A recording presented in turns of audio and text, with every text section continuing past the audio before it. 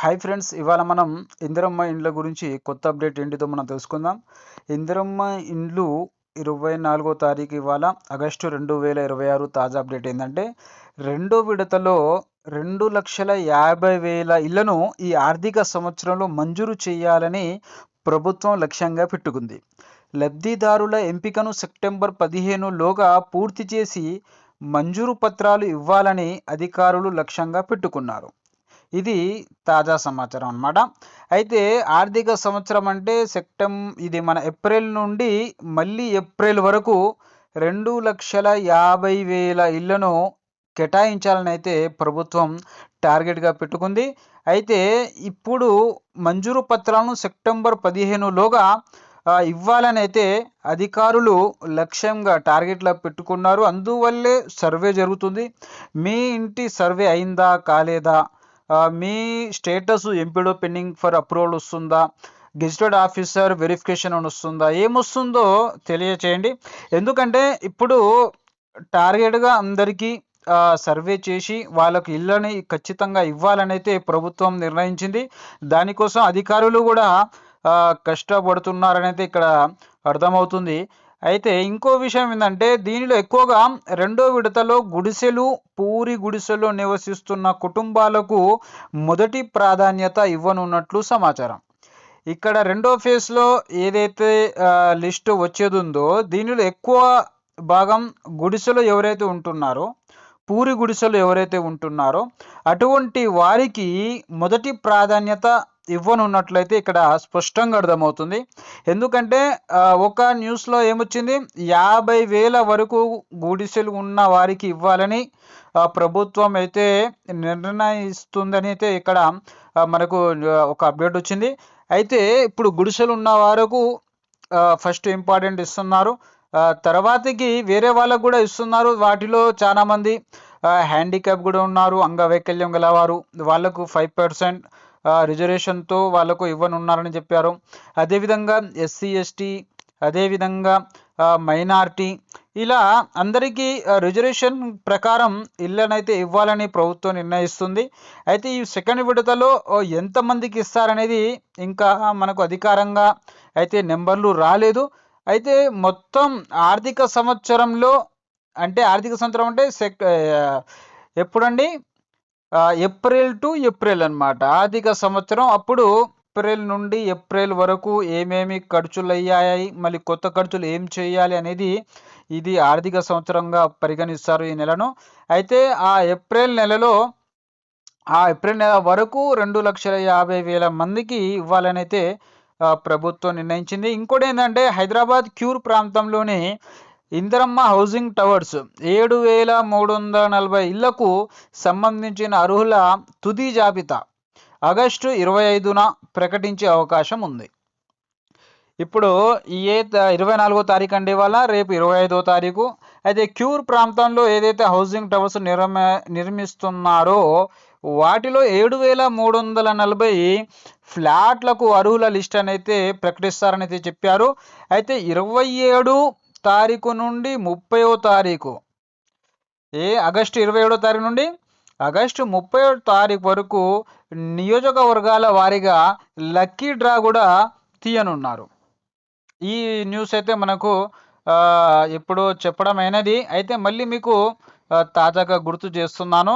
25వ తారీఖు eligible list వచ్చిన తర్వాత 27 నుండి 30వ తారీఖు వరకు ప్రతి నియోజకవర్గంలో అంటే 4 నియోజకవర్గాలు ఒక రోజులు, 27వ తారీఖు 4 నియోజకవర్గాలు, 28వ తారీఖు 4 నియోజకవర్గాలు, 29వ తారీఖు 4 నియోజకవర్గాలు, 30వ తారీఖు 4 నియోజకవర్గాలు, ఇలా లాటరీ తీసి వాళ్ళకు ఫ్లాట్లను అయితే ఇస్తారని అయితే చెప్తున్నారు. అయితే ఇంకో విషయం ఏంటంటే, క్యూఆర్ టవర్స్లో మొత్తం 60,720 దరఖాస్తులు అయితే వచ్చినాయి. వాటిలో సుమారు 40,000కు పైగా దరఖాస్తులు ప్రాథమికంగా అర్హత సాధించినట్లు సమాచారం. మిగతావి అర్హత సాధించలేదు, అంటే వాళ్ళు ఎలిజిబిలిటీ కాలేదు. అందుకోసమే వాళ్ళకు స్టేటస్లో కూడా మీరు చూసుకోవచ్చు. మీరు ఎలిజిబుల్ అయితే ఎలిజిబుల్ అని వస్తుంది, ఎలిజిబుల్ లేకుంటే ఇన్ఎలిజిబుల్ అని కూడా వస్తుంది. కాబట్టి మీరు మీ యొక్క దరఖాస్తు యొక్క స్టేటస్లో చూసినట్లయితే మీకు అర్థమవుతుంది. ఎందుకంటే అందరికీ ఇవ్వలేరు, ఇది ఇచ్చిన వాళ్ళకు ఇవ్వరు. అంటే ఎవరికైతే ఇల్లులు ఉంటాయో వాళ్ళకైతే ఇవ్వరు. ఎవరైతే ఇంతకుముందు దరఖాస్తు చేసుకున్నారో, ఎవరికైతే ఇల్లు యా స్థలం యా పైసలు గవర్నమెంట్ నుండి ఇల్లు కట్టుకోవడానికి వచ్చినాయో అటువంటి వారికి కూడా ఇవ్వరు. ఇది ఓన్లీ ఎవరికి అయితే ఇంతవరకు ఆర్థికంగా వాళ్ళకు గవర్నమెంట్ నుండి సపోర్ట్ ఇవ్వలేదు అటువంటి వారికి ఈ యొక్క ఇంద్రమ్మ ఇల్లు అయితే ఇస్తారని చెప్తున్నారు. వీటిలో 60,000 నుండి 720 దరఖాస్తులు వస్తే 40,000కు పైగా దరఖాస్తులు అర్హత సాధించినాయి, మిగతావి అర్హత సాధించలేదు. అయితే వాటిలో కాంపిటీషన్ ఇంకా ఎక్కువ ఉంది. 40,000 అంటే 40,000లో 7,000 ఏంటండి 7,340 ఫ్లాట్స్ ఉన్నాయి. అయితే 40,000లో 7,340 ఫ్లాట్స్ ఇవ్వాలి. అయితే వాటిలో గురించి తీసేయాలి. మరి ఎలా తీస్తారు, లేకపోతే అందరినీ కలిపి మరి డ్రా వేసి తీస్తారా, ఏం చేస్తారు అనేది ఇప్పుడు చూడాలి. తెలంగాణ ప్రభుత్వ అధికారిక మార్గదర్శకాల ప్రకారం మొదటి దశలో 4,50,000 ఇల్లు ఒక్కో అసెంబ్లీ నియోజకవర్గానికి సగటు 3,500 ఇళ్ల లక్ష్యంతో పథకం ప్రారంభమైంది. సొంత స్థలం ఉన్న వారితో పాటు ప్రభుత్వ స్థలం ఇచ్చే అర్హులు పరిగణలోకి వస్తారు. దీనిలో L1, L2 కలిపి 4,50,000 మందికి అయితే ఇచ్చారనైతే చెప్తున్నారు ఫస్ట్ ఫేజ్లో. అయితే ప్రతి నియోజకవర్గంలో ఈ 3,500 లక్ష్యంతో ఈ యొక్క 4,50,000 ఇళ్ళనైతే ఇచ్చినట్టు అర్థమవుతుంది. అయితే వీటిలో L1 కేటగిరీ వాళ్ళు, L2 కేటగిరీ వాళ్ళు. L1 అంటే ఎవరికైతే స్థలం ఉంది, ఇల్లు లేదు అటువంటి వారు కూడా ఈ లెక్కలో వచ్చినారు. అయితే ఎవరికైతే స్థలము లేదు, ఇల్లు లేదు అటువంటి వారు కూడా వచ్చినారని అయితే చెప్తున్నారు.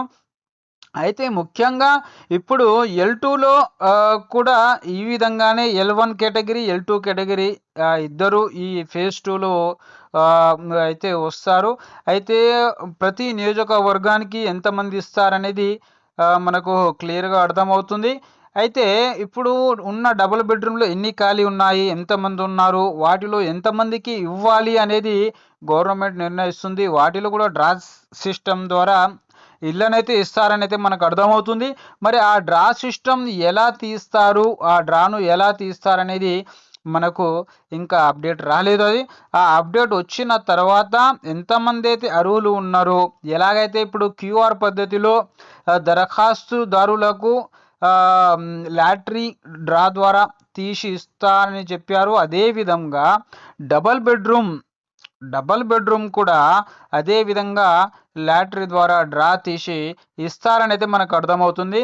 అయితే ముఖ్యంగా మనం చెప్పేది ఏమిటంటే, మీరు ఒకవేళ L2 కేటగిరీలో ఉంటే మీకు ఎంపీడో పెండింగ్ ఫర్ అప్రూవల్ అని స్టేటస్ ఉంటే, గెజిటెడ్ ఆఫీసర్ వెరిఫికేషన్ అని ఉంటే మీకు వచ్చే అవకాశం అయితే ఉంది. అయితే అనర్హులనైతే తీసేస్తున్నారు. అయితే ఒకవేళ మీరు అనర్హులుగా ఉంటే మీకు L3 అని, లేకపోతే రీమార్కులు అయితే మీకు ఏదైనా మిస్ మ్యాచ్ అని, అప్లికేషన్ క్లోజ్ అని ఈ విధంగా మీకు చూపిస్తుంది. ఒకవేళ మీరు అర్హులు ఉంటే మీకు ఎలాంటి రీమార్క్ అనేది చూపించదు, మీకు L2 అనే వస్తుంది, ఎంపీడో పెండింగ్ ఫర్ అప్రూవల్ అనే వస్తుంది. కాబట్టి మీరు ఇంకా ప్రయత్నించాలనుకుంటే ప్రయత్నించండి. ఈ యొక్క L1, L2, L3 ఈ కేటగిరీలు అయితే L1 అయితే ఎవరికైతే స్థలం ఉండి ఇల్లు లేదు అటువంటి వారిని చేర్చారు. L2 అయితే ఇల్లు లేదు, స్థలం లేదు, ఇటువంటి వారిని చేర్చారు. L3 అయితే వాళ్లకు ఇల్లు ఉంది, వాళ్ళు అనర్హులుగా అయితే ప్రభుత్వం చెప్తుంది. మరి ఇప్పుడు తర్వాతకి చూడాలి. మరి L2లో ఉన్న వాళ్ళని L3లో వేశారు. మరి ఎంతమందిని L3 నుండి మళ్ళీ L2కు వేస్తారా, వెయ్యరా, మరి వాళ్ళకి ఇల్లు ఇస్తారా, ఇయ్యరా అనేది ఒక గందరగోళంగా ఉంది. అయితే మీరు ఒకవేళ L2లో ఉన్నట్లయితే మీకు ఇచ్చే అవకాశం ఉంది. మీరు వెయిట్ చేయండి. అప్డేట్ గవర్నమెంట్ నుండి రాగానే మీకు ఈ వీడియో ద్వారా మీకు తెలియపరుస్తాను. ఎవరైతే ఇంతవరకు సబ్స్క్రైబ్ చేయలేదో సబ్స్క్రైబ్ చేసుకోండి. అదేవిధంగా లైక్ కొట్టలేదో లైక్ కొట్టండి. అదేవిధంగా మీరు ఏమైనా డౌట్ ఉంటే కామెంట్ ద్వారా తెలియపరచండి. నేను ప్రయత్నిస్తాను మీ యొక్క కామెంట్ను చదివి మీ కామెంట్ ద్వారా నేను ఒక వీడియో చేయడానికి ప్రయత్నిస్తాను. అదేవిధంగా మీరు కస్టమర్ కేర్ను కూడా కాల్ చేయవచ్చు, లేకపోతే హౌసింగ్ డిపార్ట్మెంట్ అధికారులను కూడా మీరు కలవచ్చు. దీని ద్వారా మీకు మీ యొక్క డౌట్ అనేది క్లియర్ అవుతుంది. ఓకేనండి, మళ్ళీ కలుద్దాం. అంతవరకు జై హింద్.